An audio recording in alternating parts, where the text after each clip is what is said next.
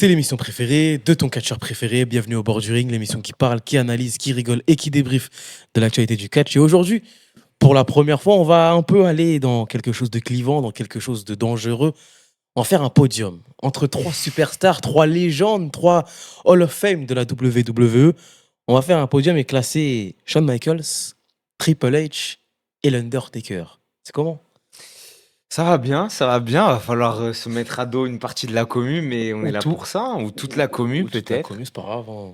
Ah, on va, ouais, je sais pas, c'est chaud un peu, hein. Bah, c'est moi, C'est pas c'est facile. pas Ah, je suis facile. sûr, c'est pas facile. Participez en même temps que nous en Ouais, n'hésitez pas, commentaire, hein. qui est troisième, qui est deuxième et qui est premier. Mm. Et n'hésitez pas à mettre aussi des idées de podium parmi d'autres catcheurs emblématiques de la C'est ça, ouais. WWE. On est encore dans notre décor de substitution, mais vous inquiétez pas pour les prochaines vidéos. On reviendra dans notre local qu'on a réussi à trouver. Lashka, n'oublie pas, et César, faut rembourser les micros. Parce que là, c'est un bon micro, mais on a quand même dû débourser un Mais... peu. Mais tu vois, quand je vois les 10 000 euros, par exemple, Aïe, aïe, aïe. du Bah, Elimination Rush, on aurait pu les on avoir. aurait pu les avoir, on aurait pu les avoir. On va commencer sans plus tarder. Qui est troisième? Qui est troisième? J'ai beaucoup hésité entre deux noms, Moi, je pas hésité, moi. mais par pure affinité, je pense que je vais mettre. Je vais mettre. Ah, c'est dur, je vais mettre Triple H troisième. Je vais mettre ouais, Triple H aussi troisième. Ouais, Pareil. grosse carrière, mais je sais pas. En fait, grosse carrière, notamment comme a dit Gibran entre 99 et 2003-2004. Non, oui, là, il est intouchable. Il n'y a rien à dire. Le règne de la terreur, pas hyper fan du règne de la terreur. Mitigé. Un peu Mitigé, forcé. ouais. Mais la chose, en fait, par rapport à Triple H, c'est que je trouve qu'il a des moments marquants. Il a des Ah oui, vrais il moments en a marquants. énormément des main events à Il a des WrestleMania, main events. il a tout gagné Il a quasiment. un charisme exceptionnel, une aura, des entrées légendaires. Crash de l'eau, voilà, c'est devenu. C'est C'est ancré dans la emblématique, culture ouais. populaire mondiale. Mais il a moins ce truc que mon deuxième. Par rapport aux deux autres, il a moins ce côté mystique, ce côté mythique. Il a moins ce côté charisme sur le ring, aura. C'est ça, ouais. Il a pas cette qualité in-ring qu'ont les deux autres. C'est quelqu'un qui m'a moins marqué que les deux Ouais, c'est autres. ça, mais en fait, je trouve il est moins touchant. Ouais, Genre, tu sais, il va moins te parler. Genre, pareil, ouais, quand il débarque, tu vois que c'est lui, que c'est l'homme en place, etc. Ça a toujours été la tête d'affiche quand il était sous l'évolution ou dans d'autres clans, notamment pendant l'Attitude Era. Et ouais, il te fait moins chavirer le cœur, je ouais. trouve. En fait, il dégage moins quelque chose de spectaculaire que les deux autres. Ah oui, ça c'est sûr. Et surtout, quand on prend le podium, on prend un peu l'entièreté de la carrière. Et à partir du moment où c'est devenu un CEO, où il était un peu le chef des opérations, c'était moins intéressant. Moi, ça me saoulait. C'était un peu redondant. On savait que ça allait être un petit peu le méchant de l'histoire, qui allait affronter le gentil de l'histoire, notamment les rivalités. Pour moi, par exemple, les rivalités avec Brock Lesnar, j'ai pas forcément aimé. Je trouvais que c'était pas exceptionnel. Ça a trop duré en fait. Ça a Pour ce que duré pour c'était. rien. Il y a eu et surtout, il y a aussi le fait que à chaque fois, tu avais ton Triple H à WrestleMania pour des matchs très très longs. On sait qu'il aime avoir ces Ouais, matchs très même longtemps. WrestleMania 30, hein. Quand il se met WrestleMania en 30, opening, ça y est, on a il se met en compris. opener. Si je gagne, je vais au main event de WrestleMania. À un moment donné, je trouve qu'il aurait dû ne plus se mettre autant en avant que l'a Même été. 2016. On n'en a pas parlé. 2016, moi, Et 2016, ah, non, c'est moi je trouve que c'est trop quand pour moi, même. 2016, c'est la goutte de trop, mais ce qui fait, entre guillemets, exploser le vase, et qui est pour moi, il est troisième, même si ça a été plutôt bien construit, c'est la rivalité avec Batista. Voilà. Alors oui, la phrase de Batista a hypé tout le monde pour un match à WrestleMania 35, et finalement, le match est moyen. Alors tu rajoutes une stipulation pour un peu pimenter Ouais, le pour qu'il y ait match, de l'enjeu. mais c'est là que tu vois que finalement, à un moment donné, quand ton corps dit non, il dit non. Et pour moi, c'est cette partie de 2010 jusqu'aux années 2020 qui ternit un peu la légende de Triple H. Alors, ça ternit pas grandement sa légende, mais par rapport aux deux autres, ça l'a terni quand même un petit peu. Ouais, je suis d'accord. Après, tu as quand même eu des trucs intéressants sur sa dernière décennie. En vrai, The Authority, il y avait quand même des choses qui n'étaient pas trop mal menées, je Ce trouve. rôle-là de mentor, de C'est celui pas qui mal. va mener très haut des certaines superstars, notamment Seth Rollins et Randy Orton, Sous cette Rollins, je trouve que sous, c'était sous intéressant. cet angle-là et sous cet aspect-là, il n'y avait rien à dire par rapport à Triple H. Je trouvais qu'il avait le rôle idéal de Mm. manager.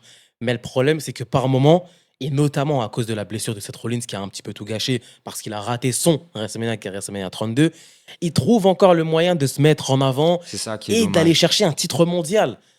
Alors que on n'en a pas besoin, Triple H, il a fait ce qu'il avait à faire et resté dans ce rôle de manager, de mentor, de celui qui va aller Ça lui allait dénicher, très très bien en plus, hein. dénicher le futur de la WWE, tout en mettant dans une situation où, s'il y a une superstar qui est considérée comme un B+ player comme Daniel Bryan, mon ami, t'as pas le niveau. Mais sauf que il faut à chaque fois qu'il arrive à C'est ça, en fait, il voulait s'immiscer se dans le remettre match. au centre du truc, c'est ça qui lui a fait un peu défaut, ouais. Et finalement, parce que les gens l'ont un peu attrapé par rapport à Triple H en disant, je crois que c'était dans le 11 des surcotés, Ibra, par rapport au fait de Triple H, bah, mine de rien, il a pas totalement tort parce qu'il a un prime, mais le prime est court. Le prime est court et le prime, par rapport aux deux autres, il est moins marquant.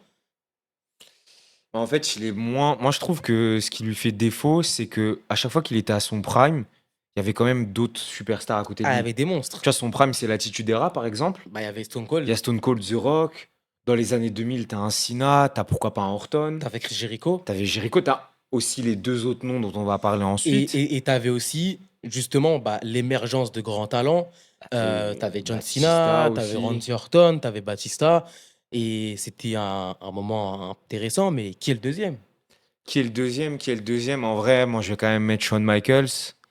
Toi, tu mets qui? Avant que je commence à débiter. Je mets l'Undertaker. Waouh, bah c'est pas. Non, c'est très bien. C'est très bien. Comme ça va faire de la hit un peu. Non, en vrai, Shawn Michaels, très très grande carrière. Justement, je trouve que lui, par rapport à un Triple H qui peut le laisser un peu plus indifférent, Shawn Michaels, il peut pas te laisser indifférent. Déjà, dans le ring, on est face à l'une des superstars les plus douées, Et je bah pense, ouais, là de c'est un monstre, l'histoire. c'est un monstre. Techniquement, il a eu des très bonnes rivalités avec tout type de catcheurs. Bah, ses rivalités avec l'Undertaker, notamment, qui ont été toutes très très bonnes, que ce soit à la fin des années 90 ou plus proche de nous à WrestleMania 25 et 26. T'as des règnes en pagaille, même la rivalité contre Bret Hart, qui a plus marqué les années 90, mais qui a été extrêmement bonne. Très bonne rivalité contre Stone Cold. Bon, lui, il a loupé le coche de l'attitude des rats. Je pense que ça aurait été intéressant de voir comment il se serait réinventé à cette époque-là. Mais c'est quasiment un sans faute, en fait, quand tu regardes sa carrière. Bah, c'est justement pour ça que je le mettrais premier. Il y a un autre argument aussi qui fait que je le mets premier. L'Undertaker, je le mets deuxième. Pourquoi? Bon, ça se joue à rien par rapport à Shawn Michaels. Mais pour moi, l'Undertaker, c'est voilà, une superstar exceptionnelle, Ah, une c'est très superstar fort, ouais. légendaire qui est une icône et qui est ultra connue. Mais le fait que je le mets deuxième par rapport à un Shawn Michaels, c'est que finalement, Shawn Michaels, déjà, c'est quelqu'un qui, tout comme l'Undertaker, a su réinventer son personnage, mais a su sortir, on va dire, du fossé avec sa blessure où il revient de 4 ans de C'est vrai blessure. que c'est fort. Les années 2000, finalement, pour moi, celui qui a été très marquant sur la durée dans les années 2000-2010, c'est Shawn Michaels par rapport au match légendaire qu'il a pu avoir contre Kurt Angle, contre John Cena, des matchs même contre Shelton Benjamin, dans des matchs un peu plus intermédiaires, les règnes qu'il a pu avoir, la DX qui remet un petit peu de ses cendres, on va dire. Et surtout, là où je le mets au-dessus de l'Undertaker, c'est que finalement, par rapport à Shawn Michaels, c'est une influence légendaire, c'est une influence immense dans l'histoire du catch en lui-même.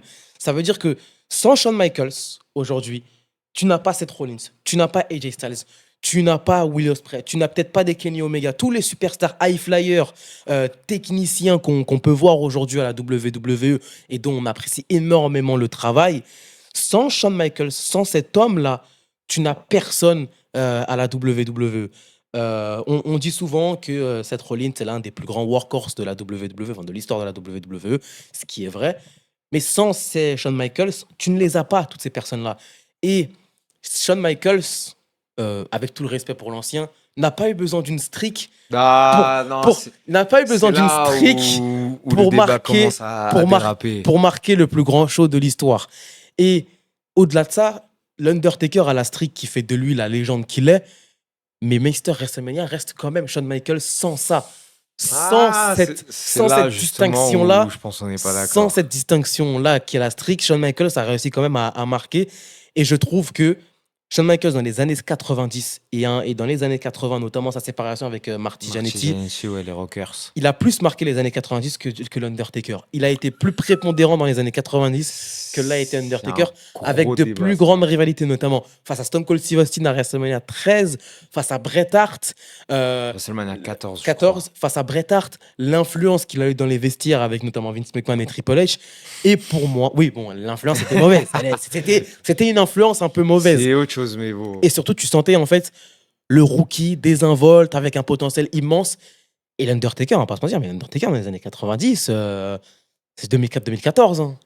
Non, Ah, c'est là où 2004-2014. on joue pas au même sport, non.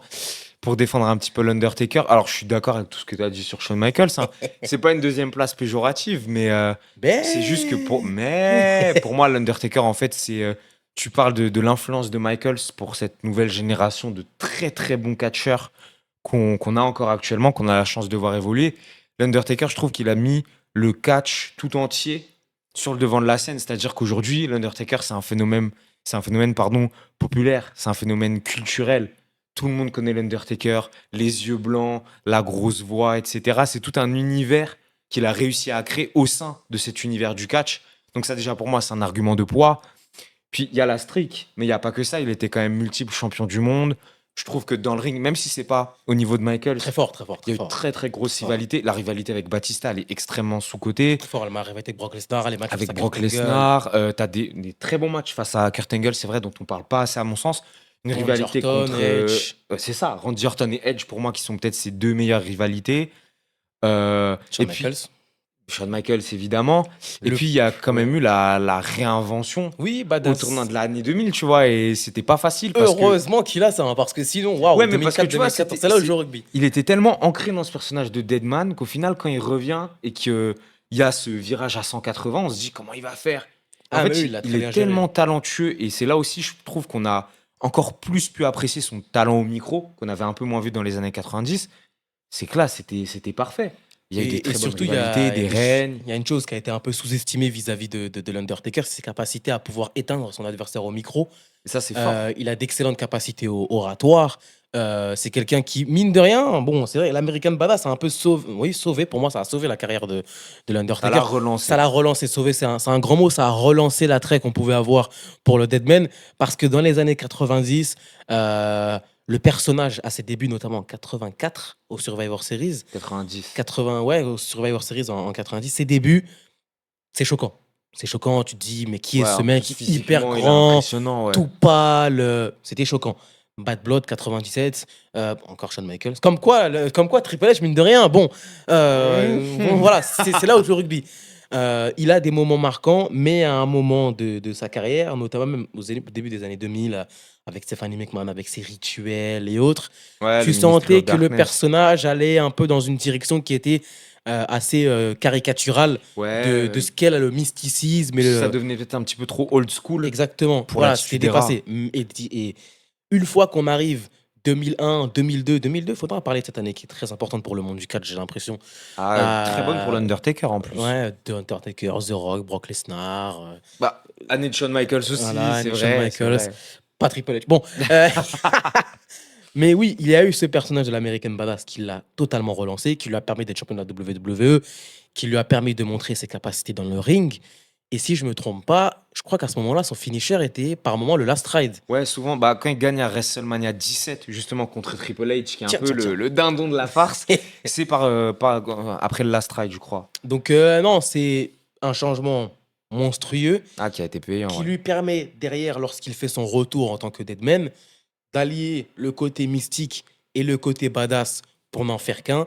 Et derrière, bah, mine de rien, dans les rivalités, notamment, bah, encore une fois, pardon, mais face à Triple H, lorsqu'il dit, notamment pour la rivalité à WrestleMania 28, tu te souviens quand je disais que Shawn Michaels est meilleur que toi et qui dit il l'est, bah, tout ça ne serait peut-être pas arrivé si l'American Badass n'avait pas émergé.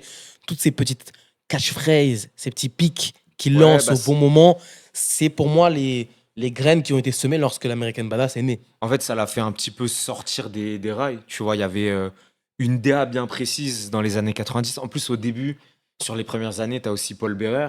Ouais, il a beaucoup aidé. Très très bon personnage hein, qui a aidé aussi à Et construire la légende surtout, de l'Undertaker. à ses débuts, il y avait des adversaires. Bon, Oui, c'est bah, le quand tu Giant vois Gonzalez, même oui, c'est ça, ses premiers WrestleMania au final, c'est vrai que ça King Kong Bundy, bon, King Kong Bundy, même en vrai Greg Big respect, mais Boss même Man. Jimmy Snuka, tu vois, Ouais, ou enfin, Jay. ouais, Jimmy Snuka, respect, je suis pas sûr. Bah, Euh, ah oui, oui, oui, oui, oui, mais ouais, tu vois, c'est Big pas Boss faux, Man et mais tout. C'est lui la photo où il était pendu. ouais, mais ça c'est bizarre. Ça justement, ça c'est les dérapages de l'Attitude Era et du Ministry of Darkness. Mais non, je suis d'accord, je suis d'accord. Après, pour moi en fait, c'était tellement fort symboliquement parlant l'Undertaker que c'est pour ça que je le mets devant, tu vois. Et après, pour moi, c'est kiff-kiff, tu vois. En fait, la chose qui est bien, pour moi, Triple H ne peut pas être premier. Ah ça Il ne, par contre on est d'accord là-dessus. il ne peut pas être premier. Et le deuxième, il faut vraiment des solides arguments. Pourquoi? Parce que Shawn Michaels, dans ses arguments, c'est une influence pas seulement sur la WWE, mais sur l'ensemble du catch. L'Undertaker est, est un catalyseur pour permettre à la WWE d'être connue dans le monde entier. Hmm. Même si ça l'a déjà été, ça a permis Ah ça a remis une génération, couche, ouais. à la génération Y et Z, qui n'étaient pas fans de catch, de vraiment connaître le catch. Et aujourd'hui, si tu ne connais pas le catch, tu connais forcément Ça l'Undertaker, c'est John sûr. Cena, Triple H aussi, bien entendu. Parce que Triple H a aussi, avec ce crachado comme Kyle Walker, bah voilà, c'est resté ancré. Mais Ah bien sûr. il y a trop de paramètres pour Shawn Michaels et l'Undertaker qui rentrent en compte, qui font que malheureusement, Triple H, en plus, vu le booking qu'il est en train de nous proposer sur cette année Ouais, non là il se 2025-2024, décrédibilise tout seul, hein. garage, garage. Non, c'est clair. Les amis, n'hésitez pas à nous donner votre top 3. Qui est troisième, qui est deuxième, qui est premier. Mettez en commentaire aussi des catcheurs que vous voulez qu'on En classe. classe, ouais. Mouillez-vous les mecs. Mouillez-vous pour les prochaines vidéos. Là, on était deux parce que les autres, voilà, il y a école, il y a travail, il y a urgence. Ils ont leur petite vie à Voilà, côté. ils sont occupés. Partagez, commentez, likez, abonnez-vous et d'ici là, à la prochaine. Salut. Peace.